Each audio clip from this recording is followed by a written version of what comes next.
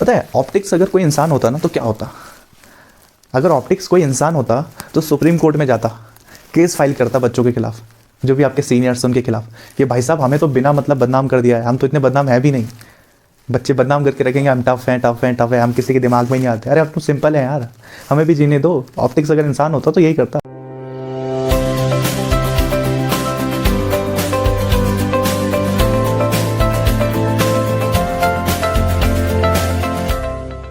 Dear students, welcome back in the quantum classes, the finest equations every way to learn the concept of physics. Dear students, in previous lecture we have already discussed about two most important derivations of ray optics, which is in previous lecture हमने क्या पढ़ा था, two thin lenses in contact। दो thin lenses थे, पतले पतले lens थे, दोनों कांटेक्ट में, तो उसके लिए हमने फोकल लेंथ फाइंड कर लिया था, फॉर्मूला फाइंड कर लिया था हमने, एफ की वैल्यू फाइंड कर ली थी। और उससे पहले हमने लेक्चर में क्या पढ़ा था, आई थिंक प्लेलिस्ट का सेकंड लेक्चर रहा होगा, उसमें हमने पढ़ा था refraction at any spherical surface. किसी गोलीय पृष्ठ पर अपवर्तन के लिए हमने फॉर्मूला निकाल लिया था रिफ्रैक्शन के लिए। Okay, and from now in this lecture we will going to discuss about refraction formula for a thin lens, किसी पतले लेंस के लिए अपवर्तन का सूत्र। और आल्सो ये फेमस है लेंस मेकर फॉर्मूला नाम से, ठीक है, लेंस निर्माता सूत्र कहते हैं इसे हिंदी में, और इसी नाम से ज़्यादा फेमस। तो ज़्यादा समय ना गंवाते हुए हम देख लेते हैं क्या है डेरिवेशन हमारा। तो जैसे यहाँ पे है लेंस की बात की गई थी, तो यहाँ पे लेंस है, ओके। और ये कैसा लेंस है, थिन लेंस है। डायग्राम में थोड़ा लग रहा होगा मोटा लेंस, एक्सप्लेन करने के लिए मोटा बनाना पड़ा, थिन लेंस है वैसे वो, ओके, मतलब इतना सा पतला सा लेंस, ओके। और देख लेते हैं यहाँ पे क्या है ज़्यादा समय ना गंवाते हुए। डियर स्टूडेंट्स, अगर आपने प्रीवियस लेक्चर देखा हुआ है ना, प्रीवियस लेक्चर में स्पेशली कौन सा वाला, जहाँ पे हमने बात की थी thin lenses in contact, two thin lenses in contact, अगर आपने वो देखा हुआ है, ये तो बिल्कुल आपको बच्चों का गेम लगेगा, और वो तो बच्चों का गेम था ही। अगर आपने नहीं देखा है अभी भी, तो आप ऊपर दिए हुए लिंक पे क्लिक कीजिए, आप पहुँच जाओगे प्रीवियस लेक्चर पे, जहाँ पे अपने two thin lenses in contact, दो पतले लेंस जब आपस में कॉन्टैक्ट में हो, संपर्क में हो, ठीक है, उसके लिए हमने डेरिवेशन फाइंड। अगर वो देखा है ना, वो कॉन्सेप्ट देखा है, तो वही same to same concept apply होने वाला है, ओके। तो देख लेते हैं। तो ये लेंस हो गया, और इस लेंस पे हमें नॉर्मली पता है, हम ऑप्टिक्स में क्या करते हैं कि लेंस के लेफ्ट साइड हम हमेशा क्या रखते हैं, ऑब्जेक्ट को पुट रखते हैं। तो वैसे ही हमने लेंस के लेफ्ट साइड हमने ऑब्जेक्ट को रखा, और ऑब्जेक्ट को हम दिखाते हैं ओ से, ओ मीन्स ऑब्जेक्ट। देन आगे डियर स्टूडेंट्स, आप देख रहे होंगे यहाँ पे जो लेंस है उसकी दो स्फेरिकल सरफेस है, और लेंस की दो स्फेरिकल सरफेस ही होती हैं सारे लेंस की। लेकिन आप देख सकते हो यहाँ पे मैंने दोनों को डिफरेंट कलर से दिखाया हुआ है, एक ब्लैक कलर से दिखाया है, एक को ब्लू कलर से दिखाया हुआ है। उसका सिंपल सा रीज़न ये है ना कि मैं जब आपको आगे जाके समझाऊँ फर्स्ट सरफेस सेकंड सरफेस, तो अच्छा रहेगा कि मैं आपको ऐसे समझाऊँ, ये ब्लैक वाला सरफेस, ये ब्लू वाला सरफेस, तो ऐसे समझने में थोड़ा आसान हो जाएगा, ओके। तो पहले क्या है फिनोमेना, अच्छे से देखो, ध्यान से देखो, रे डायग्राम समझना बहुत ज़रूरी है। ये नहीं कि सीधा डेरिवेशन पे चले गए। बच्चे लोग क्या करते हैं, सीधा डेरिवेशन किया, काम खत्म, और ऊपर कैसा भी डायग्राम हो काम चल जाता है उनका, ऐसा वो सोचते हैं कि एग्जामिनर से आपका डेरिवेशन का आंसर देखेगा। नहीं, सबसे पहले एग्जामिनर देखता है आपका डायग्राम, और अगर डायग्राम बिल्कुल परफेक्ट है ना, तभी एग्जामिनर डेरिवेशन की तरफ बढ़ेगा, ठीक है। अगर आपने डायग्राम से इंप्रेस कर दिया, तो डेरिवेशन से तो एग्जामिनर बीच पे कोई गलती होगी ना छोटी मोटी, उसे भी नेगलेक्ट कर देगा, इग्नोर कर देगा। लेकिन अगर डायग्राम ही सही नहीं है और आपका डेरिवेशन का आंसर सही आ गया, फिर तो एग्जामिनर आपको कुछ ना कुछ तो कटौती करेगा आपके मार्क्स में। तो रे डायग्राम समझना बहुत ज़रूरी है रे ऑप्टिक्स में, ओके। तो सिंपल सा है, ये लेंस है, लेंस के लेफ्ट साइड क्या है, ऑब्जेक्ट है, जैसा हम हमेशा करते हैं। और यहाँ से क्या होता है, लेंस रे जा रही है ऑब्जेक्ट से ऐसे लेंस के फर्स्ट स्फेरिकल सरफेस, ये जो ब्लैक वाला सरफेस है उसकी तरफ। इन फर्स्ट केस आप एज्यूम करो कि इस लेंस में सेकंड सरफेस है ही नहीं, सिंपल सा मानो, आप एज्यूम करो कि इस लेंस में ये ब्लू वाला सरफेस है ही नहीं। जब हमने पढ़ा है रिफ्रैक्शन का क्या रूल होता है, रिफ्रैक्शन का हमने रूल पढ़ा है ना, याद है ना इन प्रीवियस लेक्चर्स। अगर नहीं देखें तो प्लीज़ देख लो, और नहीं भी पढ़ा है तो देख लो। यहाँ पे रिफ्रैक्शन के सिंपल सा रूल चलते हैं कि अगर आप अगर रे, कोई प्रकाश, कोई किरण, कोई लाइट अगर रेयर मीडियम से डेंसर मीडियम में जाए, डेंसर है, ठीक है, डांसर नहीं है वो, डेंसर मीडियम में जाए, देन वो लाइट नॉर्मल लाइन से क्या होता है, नॉर्मल लाइन की तरफ झुक जाता है, टेंड हो जाता है। क्या होता है, नॉर्मल लाइन की तरफ टेंड हो जाता है। और सेम फिनोमेना अगर उल्टा हो, अगर कोई लाइट डेंसर मीडियम से रेयर मीडियम में जाए, देन वो नॉर्मल की तरफ टेंड नहीं होता है, नॉर्मल की तरफ झुकता नहीं है, बल्कि नॉर्मल से दूर चला जाता है। ठीक है, क्या होता है, नॉर्मल से, हम हिंदी में लिख देते हैं, नॉर्मल से दूर चला जाता है, अवे चला जाता है। Is it clear? ये कॉन्सेप्ट आपको पता ही होगा अभी तक, प्रीवियस लेक्चर्स अगर आपने देखा है तो। यहाँ पर ध्यान दो, फर्स्ट केस में जब ये लाइट रे इंसिडेंट कर रही है इस ब्लैक कलर वाले रिफ्रैक्टिव सरफेस पे, देन वो किस मीडियम से किस मीडियम में जा रही है। देखो, अगर ये लेंस है तो लेंस के अंदर का मीडियम हो गया डेंसर। कौन सा मीडियम हो गया, डेंस मीडियम हो गया। ओके, मैं यहाँ पे फिलहाल के लिए लिख देता हूँ, कौन सा मीडियम है ये, डेंस। पता है हिंदी में सघन माध्यम कहते हैं। और जो दोनों तरफ है, आप सपोज करो दोनों तरफ का मीडियम सेम है। हम मान लेते हैं इस लेफ्ट हैंड साइड भी लेंस के क्या है, एयर है, राइट हैंड साइड भी क्या है लेंस के, एयर। दोनों तरफ एयर है, कुल मिला के दोनों तरफ मीडियम सेम मान लो आप, मीडियम सेम है। और ये मीडियम हम कह लेंगे सपोज रेयर मीडियम। ये भी रेयर है, ये भी रेयर है, और लेंस हो गया एक डेंसर मीडियम। ओके, ऐसा आप सपोज कर लो पहले के लिए। रेयर मीडियम है, इसका रिफ्रैक्टिव इंडेक्स मान लो n1 ले लेते हैं। देन दोनों तरफ का मीडियम सेम है तो इसका रिफ्रैक्टिव इंडेक्स भी n1 हो जाएगा, अपवर्तनांक कहते हैं ऐसे हिंदी में। और ये डेंसर मीडियम है, डेंसर, तो इसका रिफ्रैक्टिव इंडेक्स मान लेते हैं, अपवर्तनांक मान लेते हैं n2। Is it clear? तो देखो, हमारी जो लाइट बीम है, लाइट रे है, वो रेयर से डेंसर मीडियम में जाती है। और रेयर से जब डेंसर में जाएगी तो वो क्या होगा, नॉर्मल की तरफ टेंड हो जाती है, झुक जाती है। ओके, झुकने का मतलब लाइट रे को नॉर्मली ऐसे जाना चाहिए था, ऐसे आगे बढ़ना चाहिए था, सीधा गया ना, तो उसको ऐसे सीधा आगे जाना चाहिए था। लेकिन ऑप्टिक्स का रूल क्या कहता है, ऑप्टिक्स का रूल कहता है कि जब रेयर से डेंसर में जाएगा तो उसे झुकना है। तो ये जो लाइट है, ये जो किरण है, किरण ऐसे सीधा जा रही थी, फिर बीच में उसने ऑप्टिक्स के रूल पढ़ने स्टार्ट कर दिए। मतलब ऑप्टिक्स के रूल ऐसा समझ लो कि उसका मैप था, और उसने मैप जब उठाया तो मैप में क्या था, मैप में लिखा होता है कि बच्चा अगर तुम रेयर से डेंसर मीडियम में जा रहे हो तो आपको टेंड की तरफ मतलब नॉर्मल की तरफ टेंड होना पड़ेगा। ओके, देन ये यहाँ तक तो गई, सीधा आगे ना बढ़ने के बजाय इसने बुक के रूल्स फॉलो किए और नीचे की तरफ टेंड हो गई, झुक गई इस तरह से। ठीक है, ओके, तो क्या हुआ, सिंपल सा, ये जा रही थी और ये नीचे आ गई। ओके, ऑप्टिक्स का सिंपल सा रूल फॉलो किया। कब मैंने कंडीशन यहाँ पे दिया, ये तब की कंडीशन है जब हम इस ब्लू वाले सरफेस को, ये सेकंड सरफेस देख रहे हो ना ब्लू वाला, जब हम मान रहे हैं कि ये ब्लू वाला सरफेस उस लेंस में है ही नहीं, उस लेंस में सिर्फ एक ही सरफेस है, सिर्फ ये ब्लैक वाला सरफेस। ये ब्लू वाले सरफेस को आप इग्नोर करो। अगर ब्लू सरफेस ना हो लेंस में तो सिंपल सा ऑब्जेक्ट है, ऑब्जेक्ट से लाइट जाएगी, और क्योंकि वो रेयर से डेंस जा रही है इसलिए टेंड हो गया अभिलंब की तरफ, नॉर्मल की तरफ, तो ऊपर जाने के बजाय वो नीचे की तरफ झुक जाती है। ओके, ऊपर से ऊपर जाने के बजाय वो नीचे की तरफ झुक जाती है। और यहाँ पे अगर आपने प्रीवियस लेक्चर्स देखे हैं तो आपके कॉन्सेप्ट यहाँ पे बिल्कुल अच्छे से क्लियर होंगे। हमने डिस्कस किया है बहुत बार, जो ऑब्जेक्ट होता है, ऑब्जेक्ट में एक लाइट बीम तो हम ऊपर जाते हुए दिखाते हैं हमेशा, लेकिन ऑप्टिक्स में एक लाइट बीम हमेशा प्रिंसिपल एक्सिस के साथ जाती है। ये जो समतल दिख रहा है ना प्लेन, यहाँ से लेकर यहाँ तक, उसके साथ हमेशा एक लाइट बीम चलते रहती है।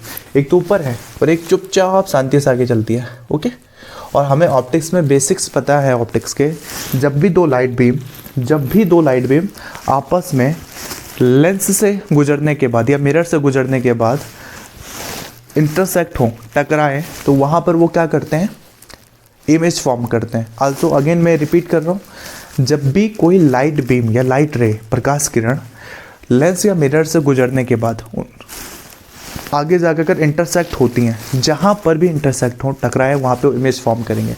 वैसे ही यहाँ पर होता है, एक लाइट बीम ऊपर से आ रही है, ये पिंक कलर की लाइट रे, एक प्रिंसिपल एक्सिस के साथ जा रही है, और दोनों यहाँ पे क्योंकि इंटरसेक्ट होंगे, टकराएंगे, दोनों यहाँ पे क्या फॉर्म करेगा, इमेज फॉर्म करेगा। तो इमेज को हम किस चीज़ से शो करते हैं, आई से शो करते हैं हम इमेज को।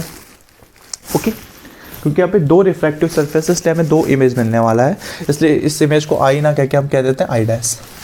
अगर आपने वो डेरिवेशन देखा है ना प्रीवियस वाला, 2 थिन लेंसेज इन कॉन्टैक्ट, बिल्कुल सेम कॉन्सेप्ट लग रहा है यार। यहाँ पे बस एक थिन लेंस है हम first spherical surface second spherical surface में से डिवाइड कर रहे हैं, और वहाँ पे दो लेंस, इसलिए हम इसको एक को फर्स्ट लेंस कह देते थे, दूसरे सरफेस को सेकंड लेंस कह देते थे। बिल्कुल वैसा ही है, ठीक है। तो ऐसा हुआ, समझ में आया। ऑब्जेक्ट थी, ऑब्जेक्ट से लाइट गई, लाइट क्या हुआ, पहला रिफ्रैक्टिव सरफेस से क्या हुई, इंटरसेक्ट हुई, कोलाइड हुई, कोलाइड होने के बाद टकराने के बाद ऑप्टिक्स के रूल के अकॉर्डिंग रेयर से डेंसर मीडियम में गई, देन वो नॉर्मल लाइन की तरफ नीचे की तरफ झुक गई, टेंड हो गई, नीचे की तरफ झुक गई, और यहाँ आई डेस पर में ऑब्जेक्ट ओ का इमेज मिल गया। इतना तक सिंपल है, इतना तक बात समझ में आता है अच्छे से। अब देखो क्या होगा, अब हम मान लेते हैं, अभी तक तो हमने ये कंडीशन तब मानी थी ना कि जब इसमें ब्लू वाला सरफेस है ही नहीं, ब्लू वाला जो सरफेस है, नीला वाला जो सरफेस दिख रहा है आपको, दूसरा सरफेस, वो है ही नहीं जब लेंस में। अब मान लो जो रियल कंडीशन आपको यहाँ पे दिख रही है, अगर वो ब्लू सरफेस आ जाए, अभी तक तो मान के चल रहे थे नहीं है तो सिंपल ऐसे चली जाएगी, लेकिन अगर वो आ जाए तो क्या होगा, और अगर वो ब्लू सरफेस आएगी तभी तो ये डायग्राम बनेगा हमारा, ओके, तभी तो ये डायग्राम बनेगा, लेंस तभी तो फॉर्म होगा ये। तो ये ब्लू सरफेस अगर आ जाए देन क्या होगा बॉस, यहाँ पे देखो, ब्लू सरफेस अगर यहाँ पर आ जाए, ये वाला ब्लू, देन कंडीशन क्या होगी हमारी, क्योंकि रूल है कि जब पहले तो एक ही रिफ्रैक्टिव सरफेस था और रेयर से डेंस में गए तो टेंड हो गया नॉर्मल लाइन की तरफ। अब क्योंकि दो रिफ्रैक्टिव सरफेस आ चुके हैं, दो अपवर्तक पृष्ठ आ चुके हैं यहाँ पे, पहले सिर्फ एक था ब्लैक वाला, अब दूसरा भी आ गया ब्लू वाला, ठीक है। तो क्या होगा, जब सिर्फ एक रिफ्रैक्टिव सरफेस था तब उसे झुकना पड़ता था अपने रूल के अकॉर्डिंग, फिजिक्स के, ऑप्टिक्स के, लेकिन दो रिफ्रैक्टिव जब सरफेस आ जाएंगे तब उसे और भी ज़्यादा क्या होना पड़ेगा, झुकना पड़ेगा, ठीक है। सिंपल सा फिनोमेना है यार, एक रिफ्रैक्टिव सरफेस था तो उसे थोड़ा झुकना पड़ा, दूसरा रिफ्रैक्टिव सरफेस आ जाएगा तो और भी ज़्यादा झुकना पड़ेगा ना, टेंड होना पड़ेगा। तो वैसे ही इस बार इस कंडीशन में जब ब्लू वाला सरफेस प्रेजेंस होता है, यहाँ पे ब्लैक एंड ब्लू दोनों बोथ प्रेजेंट होते हैं, तो लाइट बीम पहले की अपेक्षा, पहले के कंपेरिजन में ज़्यादा टेंड होगा नॉर्मल लाइन की तरफ, ओके, ज़्यादा झुकेगा। और ये कैसे झुका, इस तरफ इधर कोई पॉइंट मान लेते हैं, ये ठीक है, ये ऐसे झुक गया। और डियर स्टूडेंट्स, जो ये सेकंड रिफ्रैक्टिव सरफेस के केस में हमें इमेज मिलता है, उसी को हम ओरिजिनल इमेज मानते हैं। जो फर्स्ट रिफ्रैक्टिव सरफेस से हमें आई डैश इमेज मिला, इसे हम ओरिजिनल इमेज नहीं मानते हैं, ठीक है। इसमें बस हम एज्यूम करते हैं कि ऐसे ऐसे लाइट गई होगी, तो ऐसा एज्यूम क्यों कह रहा हूँ, क्योंकि हमने उसमें एज्यूम किया था ना कि सेकंड सरफेस अगर ना हो तो, लेकिन सेकंड सरफेस तो होगा। अब डायग्राम देखो, सेकंड सरफेस तो है, और हमने एज्यूम किया था अगर ना हो तो आई डैश आ गया था हमारा, लेकिन रियलिटी तो ये है कि सेकंड सरफेस उस लेंस में है, और अगर सेकंड सरफेस है तो उससे जो इमेज मिला हमें यहाँ पे जो इमेज मिला वही हमारी होगी रियल इमेज, ओके। और इमेज कैसे मिला, प्रिंसिपल एक्सिस से लाइट हमेशा यहाँ पे जाती है और ऊपर से क्या ग्रीन वाली लाइट आ रही है, तो दोनों इंटरसेक्ट हो गया, पर हमें इमेज मिल जाएगा। सिंपल सा तो है फिनोमेना, समझ में आ गया। अगेन रिपीट करना पड़ेगा, ठीक है, कर देता हूँ मैं रिपीट, ओके।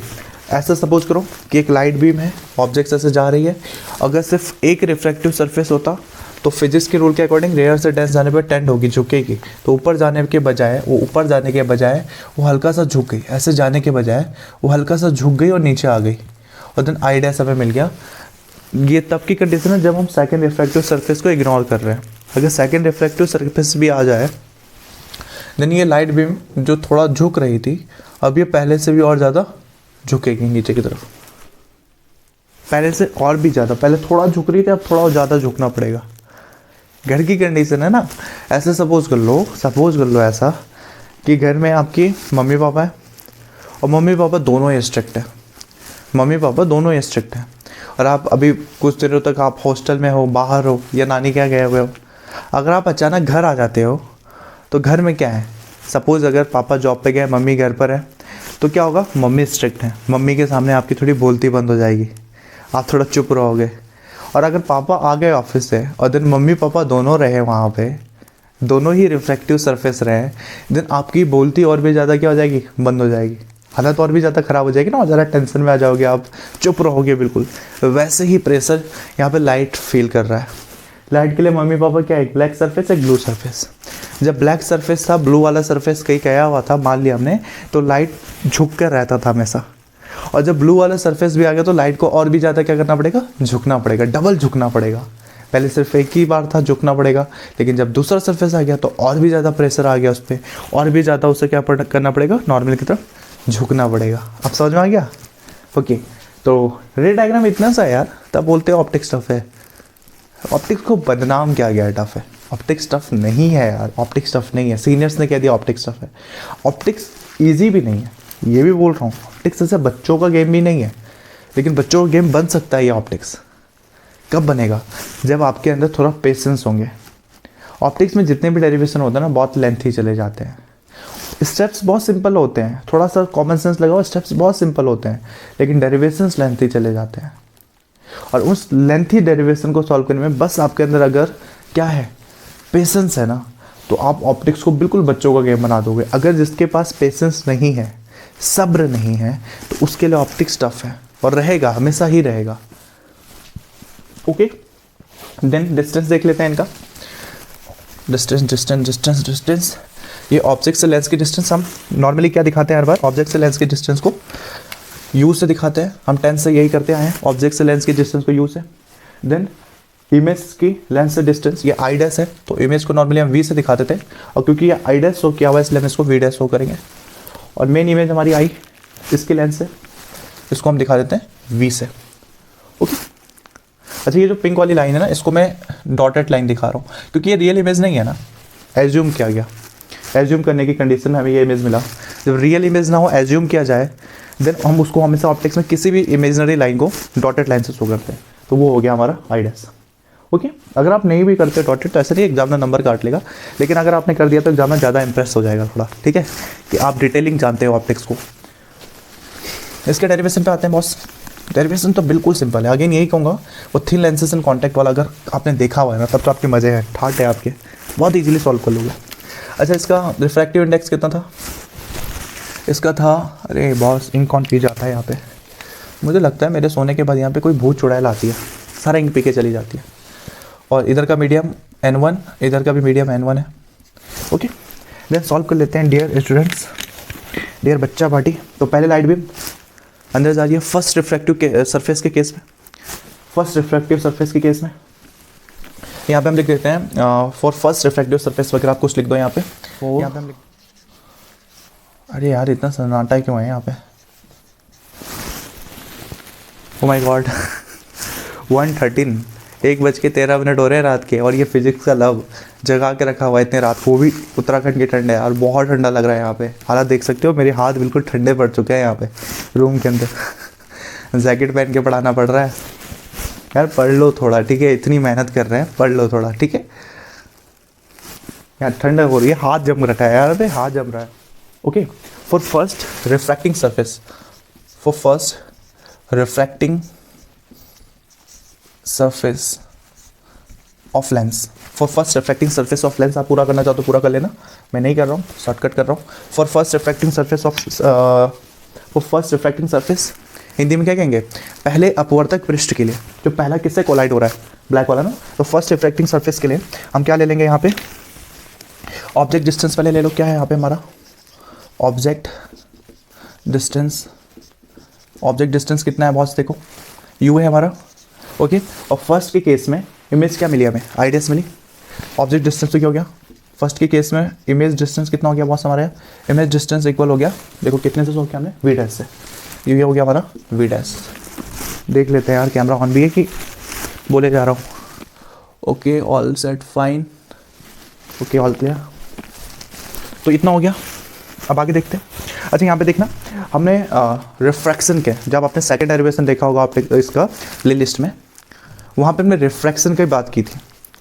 और किसकी रिफ्रैक्शन के लिए, एक स्फेरिकल सरफेस के रिफ्रैक्शन की बात, कोई भी स्फेरिकल सरफेस हो उसके रिफ्रैक्शन के लिए हमने एक फार्मूला फाइंड किया था, और याद होगा अगर आपको वो फार्मूला, तो मैं लिख देता हूँ यहाँ पे। फार्मूला ये था N1/U minus N2/V, N2 minus N1/R, ये फार्मूला है, याद है आपको, N1/U minus N2/V equal N2 minus N1/R। यही फार्मूला हम यहाँ पे अप्लाई करेंगे, क्योंकि ये फार्मूला किसके लिए था, किसी स्फेरिकल सरफेस के लिए हम रिफ्रैक्शन जहाँ निकालते थे, तो ये भी तो स्फेरिकल सरफेस है और यहाँ पे भी हम रिफ्रैक्शन की बात करें तो ये फॉर्मूला अप्लाई होगा। तो फर्स्ट केस हम देख लेते हैं क्या होगा। देखो इस फॉर्मूले को अगर अप्लाई करो N1 upon U minus N2 upon V, पहले लिख देता हूँ फॉर्मूला लिख देता हूँ, देन हम एडिट कर लेंगे, मॉडिफाई कर लेंगे फॉर्मूले को, और देन ये हो गया N2 minus N1 upon R। वही फॉर्मूला मैंने रिपीट कर दिया। U का मतलब क्या होता है हमारे लिए, ऑब्जेक्ट डिस्टेंस होती है वस्तु की लेंस से दूरी। तो ऑब्जेक्ट डिस्टेंस कितना है, U से दिखा है। फिर image distance V, image distance को हमने V डैश लिखा हुआ है, इसलिए इसको V ना लिख के हम लिखेंगे V dash. Is it clear? और क्या बॉस यहाँ पे, अच्छा N2 माइनस N1 तो ठीक है, N2 माइनस N1 ये रिफ्रैक्टिंग सरफेस हो रहा है R रेडियस। तो फर्स्ट स्फेरिकल सरफेस के लिए हम रेडियस मान लेते हैं, सपोज कितना है, त्रिज्या कितनी है R1, सेकंड के लिए R2 हो जाएगा R1। और इस कब के केस है, जब हम N1 से N2 में N1 से N2 में जा रहे हैं, ठीक है, फर्स्ट रिफ्रैक्शन सरफेस से अगर सेकंड रिफ्रैक्टिंग सरफेस में जा रहे हैं, यहाँ ब्रैकेट में लिख देते हैं N1 टू N2, ये तब की केस है जब N1 से N2 की तरफ जा रहे हैं। अब सेकंड केस देख लेते हैं। अच्छा इसको इक्वेशन फर्स्ट डाल के छोड़ दो, आप इसको डाल लो आप इक्वेशन, इसको डाल लो आप equation first, okay. Orange marker है, हो सकता है ना दिखे बोर्ड पे, ठीक है, ये इक्वेशन फर्स्ट लिखा हुआ है, अगर ना भी दिखे तो आप देख सकते हो। सेकंड रिफ्रैक्टिव सरफेस देख लेते हैं, फॉर सेकंड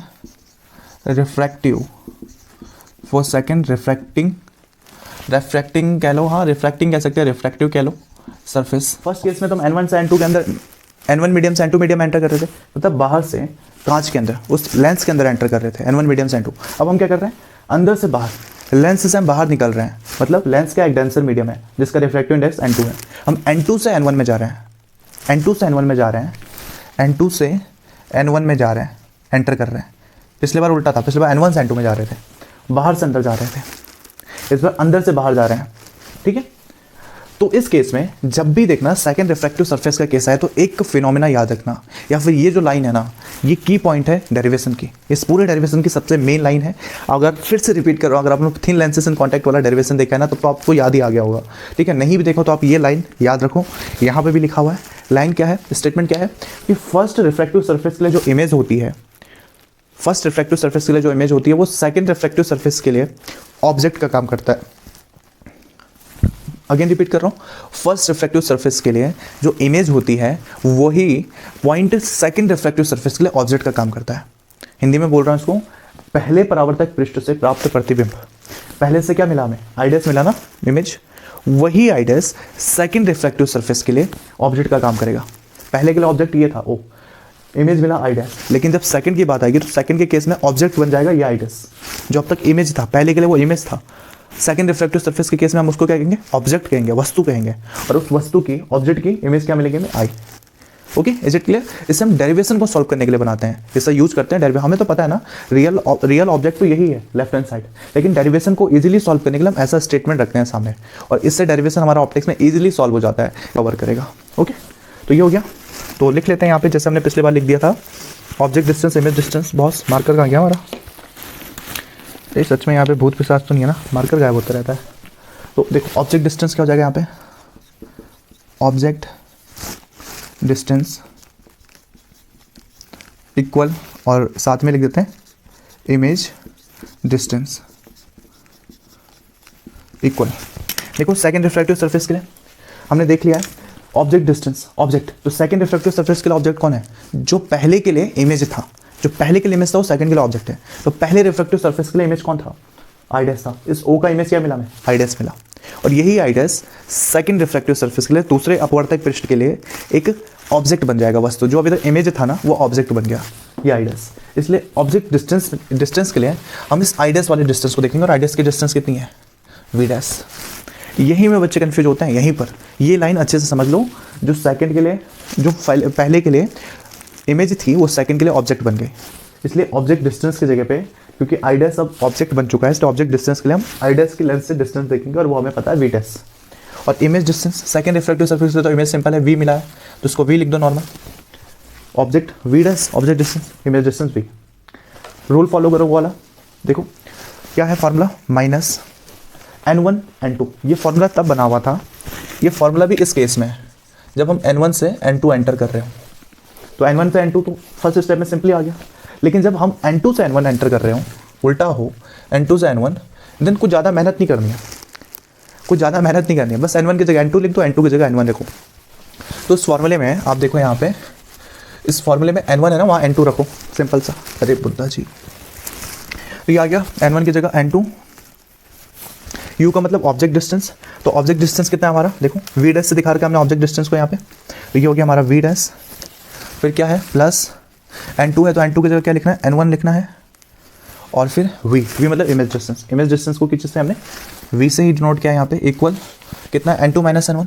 तो कहा गया n1 की जगह n2, n2 की जगह n1, n2 माइनस n1 है ना, तो हम n2 की जगह रखेंगे n1 माइनस n1 की जगह n2, और क्योंकि सेकंड रिफ्रैक्टिव सरफेस के लिए इसलिए रेडियस हो गया r2। सिंपल है, यहाँ पे बस यही चेंज हुआ, n1 की जगह n2, n2 की जगह n1। Is it clear? Okay, तो बच्चे यहीं पे कंफ्यूज होते हैं, आगे सारा नया यहीं पे डुबाते हैं, अच्छा खासा पढ़ते हैं और थोड़ी थोड़ी बात के लिए कन्फ्यूजन क्रिएट हो जाती है उनके दिमाग में। ये सेकंड इक्वेशन बॉस, अगर आपकी इक्वेशन बन गई है ना, अब कोई काम ही नहीं रह गया। 10th लेवल का मैथमेटिक्स अप्लाई करो, इक्वेशन फर्स्ट और इक्वेशन सेकंड को जोड़ दो, ऐड कर दो, आंसर आ जाएगा। यही तो काम है यार, फिर कहोगे ऑप्टिक्स टफ है। ओके, ऑप्टिक्स को बदनाम किया गया है, ठीक है। अब पता है ऑप्टिक्स अगर कोई इंसान होता ना तो क्या होता, अगर ऑप्टिक्स कोई इंसान होता तो सुप्रीम कोर्ट में जाता, केस फाइल करता बच्चों के खिलाफ, जो भी आपके सीनियर्स उनके खिलाफ, कि भाई साहब हमें तो बिना मतलब बदनाम कर दिया है, हम तो इतने बदनाम है भी नहीं, बच्चे बदनाम करके रखेंगे हम टफ हैं टफ हैं टफ है, हम किसी के दिमाग में नहीं आते। अरे अब तो सिंपल है यार, हमें भी जीने दो। ऑप्टिक्स अगर इंसान होता तो यही करता, मतलब माहौल बना दिया ऑप्टिक्स टफ है। पेशेंस रखो यार बस। तो आ जाओ, क्या कर रहे थे हम, इक्वेशन फर्स्ट और इक्वेशन सेकंड को हमें क्या करना है, ऐड कर देना है। तो हम लिख देते हैं यहाँ पे एडिंग, या फिर क्यों लिखें एडिंग वेडिंग, सिंपल सा काम करो बॉस। इक्वेशन फर्स्ट है ना, equation first plus equation second, examiner समझदार होगा, प्लस को समझ जाएगा। Equation first plus equation second, simple हमने कर दिया, equation first plus equation second कर दो, प्लस क्या है क्या है क्या है, इक्वेशन फर्स्ट देखो क्या है यहाँ पे, बोलते जाओ आप, n1 upon u plus n2 upon v dash. देखो ये तो लेफ्ट हैंड साइड हो गया इक्वेशन फर्स्ट का, इक्वेशन सेकंड का लेफ्ट हैंड साइड देखो ये है minus n2 upon v dash plus n1 upon v equal equation first का right hand side n2 minus n1 upon r1, equation second का right side plus n1 minus n2 upon r2। यार इतने रात हो गई है ना, इंसान जग गए हैं, कुत्ते भौंक रहे हैं बस। n2 माइनस n1, ठीक है, कुत्ते की बात मतलब बाहर डॉगी उनकी बात कर रहा हूँ। n2 minus n1 plus n1 minus n2, equation second के राइट हैंड साइड को हमने ऐड कर दिया। अब देखो इंटरेस्टिंग चीज़, कौन से टर्म है जो कैंसिल हो सकते हैं, ये दिख रहा है minus n2 upon we dash, और इधर दिख रहा है नहीं, अच्छा ये कैंसिल होगा, देखो plus n2 upon we dash और इधर minus n2 upon we dash, तो ये प्लस से माइनस कैंसिल हो गया, ठीक है, बधाई हो कैंसिल हो रहा है टर्म, और जब कैंसिल होती है ना बहुत खुशी मिलती है। ओके, तो यहाँ पर देखो क्या करना है, ये वाला फ्रेम आ भी रहा है कैमरे पे, ओके फाइन आ रहा है, ठीक है। अगला लाइन हम आगे से स्टार्ट कर देते हैं, आगे कहीं लिख लेते हैं। ओके, तो यहाँ से स्टार्ट करते हैं अब तो इसका कोई काम नहीं रह गया। देखो आगे यहाँ से स्टार्ट करते हैं आगे की जर्नी। देखो अगर ये बीच वाले दोनों लाइन ये प्लस में या माइनस में कैंसिल आउट हो गया तो क्या बच गया, सिर्फ ये बच गया, सिर्फ माइनस n1 u, ये बच गया सिर्फ minus n1 u plus plus plus plus plus, ये दो तो कैंसिल हो चुके हैं, ध्यान देना ये दोनों टर्म कैंसिल हो चुके हैं, एक प्लस में एक माइनस में, इसलिए फिर आ गया प्लस n1 अपन u, सॉरी प्लस n1 अपन v है। ओके, देन आगे क्या है, equal n2 minus n1 upon r1, ये हो गया n2 minus n1 upon r1, और दूसरा है n1 minus n2 upon r2। अच्छा ये n1 माइनस n2 है ना, जबकि n2 माइनस n1 है, हम n1 माइनस n2 को लिख सकते हैं n2 माइनस n1। कहने का मतलब यह है कि हम n1 माइनस n2 को क्या n2 माइनस n1 लिख सकते हैं, दोनों के इक्वल नहीं लिख सकते हैं। कब लिखेंगे, जब हम इस n2 माइनस n1 के आगे माइनस लगा दें। अगर ये माइनस लगा दे तो माइनस के अंदर इंटू होगा, तो ये माइनस n2 हो जाएगा, और माइनस माइनस का प्लस n1, ये हो जाएगा माइनस n2 प्लस n1। तो यही तो है यहाँ पे भी, देखो माइनस n2 प्लस n1, तो ये दोनों को हम इक्वल अगर रखें, n1 माइनस n2 की जगह, यहाँ समझो n1 माइनस n2 की जगह हम रख रहे हैं, n1 माइनस n2 की जगह हम रख रहे हैं माइनस n2 माइनस n1। यहाँ ध्यान देना, यहाँ पर हम रख रहे हैं माइनस, और ये हो गया n2 माइनस n1 और अपॉन रेडियस कितना है r2। वो इसलिए रखना है ताकि n2 माइनस n1 कॉमन हो जाए वहाँ पे। ओके, फिर आगे चलते हैं। सिंपल सा है यार डेरिवेशन की वाला, बस सब्र नहीं होती है बच्चों में, पेशेंस नहीं होता है बस। और एक स्टूडेंट की लाइफ में पेशेंस ना होना, पेशेंस तो क्या करेगा एक स्टूडेंट, पेशेंस होना ज़रूरी है। ओके, तो क्या कॉमन है दोनों में, इजीली दिख रहा है n1 कॉमन है, तो n1 कॉमन है तो n1 को बाहर ले लो। अंदर क्या बच गया बॉस, ये बच गया 1 माइनस 1/u है ना, तो ये 1/v है, तो 1/v को मैं आगे लिख रहा हूँ, माइनस 1/u को ऐसे इक्वल ऊपर जो हमने किया था n2 माइनस n1 को कॉमन करने के लिए, तो इस n2 माइनस n1 को देखो लास्ट लाइन पे हम आ रहे हैं, लगभग हमारा आधे से ज़्यादा काम हो चुका है। अब क्या बच गया, n2 माइनस n1 अगर बाहर है तो अंदर क्या बच गया, कॉमन हो गया, तो r1 माइनस 1/r2, इतना सा काम हो गया। अब बस एक ही काम रह गया, n1 को दूसरी तरफ भेज दो, n1 मल्टीप्लाई में है, दूसरी तरफ जाएगा तो डिवाइड में आ जाएगा। तो आ जाओ इधर आ जाओ, तो इधर आ जाते हैं, ये हो गया 1/v माइनस 1/u इक्वल, जब n1 दूसरी तरफ जाएगा डिवाइड में तो ये हो जाएगा n2 minus n1 upon n1 divide में आ गया, और इधर तो रह गया 1/r1 minus 1/r2, n1 divide में है। तो देखो अगर इस डिवाइड को खोलेंगे तो ये सिंपल सा रह जाएगा, ये सिंपल सा रह जाएगा ये टर्म। देखो बहुत लेंथ ही जा रहा होगा, लेकिन देखो एक एक स्टेप हम समझ के चल रहे हैं, ठीक है, एक एक स्टेप। तो ये सिंपल सा रह गया 1/v माइनस 1/u इक्वल, ये हो जाएगा n2/n1, n1 को डिवाइड कर दिया हमने अंदर, और माइनस ये रह जाएगा n1/n1। तो n1/n1 का मतलब तो समझ सकते हो ना, n1 से n1 कैंसिल हो जाएगा, देन ये क्या रह गया, सिंपल ये रह गया 1, तो n1/n1 की जगह हम लिख सकते हैं 1, और इधर रह गया बॉस, ये तो है हमारा शुरू से ही 1/r1/r2। Is it clear? Okay, और यहाँ पर यही स्टेप है हमारा आंसर, मेन आंसर नहीं कह रहा हूँ, क्योंकि यहाँ पे दो चीज़ें यूज की थी हमने। एक तो इस डेरिवेशन क्या कहते हैं, formula for refraction of lens. तो रिफ्रैक्शन ऑफ लेंस के अकॉर्डिंग किसी लेंस का अगर अपवर्तन का सूत्र निकालना हो तो ये सूत्र है अपवर्तन का, लेकिन आल्सो इस फॉर्मूले को क्या बोलते हैं हम, लेंस मेकर फॉर्मूला। ये जो डेरिवेशन होता है किस नाम से फेमस है, लेंस मेकर फॉर्मूला। तो अगर इसको लेंस मेकर फॉर्मूला बनाना है तो थोड़ा सब्र करना पड़ेगा हमें। तो इक्वेशन फर्स्ट सेकंड, इसको मान लो इक्वेशन थर्ड। अगर आपके पास पेपर में सिर्फ ऐसा पूछा गया हो ना कि refraction formula for a lens, किसी लेंस के लिए अपवर्तन का सूत्र निकालिए, तो यही फॉर्मूला है, आप इतना करके छोड़ दो। लेकिन अगर पेपर में पूछा लेंस निर्माता सूत्र निकालिए, लेंस मेकर फॉर्मूला निकालिए, तो लेंस मेकर फॉर्मूला के थोड़ा सा भी स्टेप आगे बढ़ना है, थोड़ा सा काम है। काम इतना सा है सिंपल, ये जो आपका इक्वेशन दिख रहा है ना, इक्वेशन थर्ड में आप बस पुट कर दो, इफ़, यहाँ लिख देते हैं, इक्वेशन थर्ड में आप बस पुट कर दो, इफ़ u इक्वल इन्फिनिटी, इसको हटा देते हैं, मीडियम यहाँ लिख देता हूँ, यह n1 मीडियम था, यह n2 मीडियम है, और यह n1 है। तो u इक्वल इन्फिनिटी, और आप पुट कर दो एंड f। यदि u जो है वो इन्फिनिटी के इक्वल हो जाए, जो v है वो f के इक्वल हो जाए, देन हम देखते हैं, और यहीं से हमारा लेंस मेकिंग फॉर्मूला फाइंड हो जाएगा। ओके, देन इस कंडीशन में क्या हो जाएगा, देखो आपको बस v की जगह क्या पुट करना है, f पुट करना है, माइनस 1/u, u की जगह इन्फिनिटी, ये u है तो u की जगह इन्फिनिटी इक्वल, सिंपल सा, आगे तो सिंपल है, n2/n1 माइनस 1, फिर आगे बढ़ो 1/r1 माइनस 1/r2। यार बहुत ठंड हो रही है, हाथ बिल्कुल ठंडे पड़ चुके हैं। ओके, और 1/इन्फिनिटी की वैल्यू हमें पता है, आपको पता है ना, समथिंग अपॉन इन्फिनिटी हमेशा किसके इक्वल होता है, 0 इक्वल होता है। दैट्स वाई, इसलिए यहाँ पे क्या बच गया, सिर्फ ये रह गया, सिर्फ 1/f इक्वल n2/n1 माइनस 1, ये रह गया सिर्फ 1/r1 माइनस 1/r2। और देन आप अगर इसे इक्वेशन नंबर 4 डाल दो, ये बॉस सच में चुड़ैल आती है यहाँ पे, इंक पी जाती है यार, कैसे इंक गायब हो जाता है। इक्वेशन 4 डाल दो, तो इक्वेशन ये जो 4 है और इक्वेशन 3 है, उन्हें कंपेयर करो जरा, आप देखो जरा क्या फ़र्क पड़ रहा है। इक्वेशन 4 ये रहा और इक्वेशन 3 ये रहा, दोनों में क्या डिफरेंस है, राइट हैंड साइड बिल्कुल सेम टू सेम है दोनों में, बस लेफ्ट हैंड साइड में डिफरेंस है। और लेफ्ट हैंड साइड में क्या डिफरेंस है, अगर दोनों को कंपेयर किया जाए यहाँ पे बाउंड्री, तो बाय कंपेयरिंग इक्वेशन 3 एंड 4, या फिर हम लिख सकते हैं डायरेक्ट फ्रॉम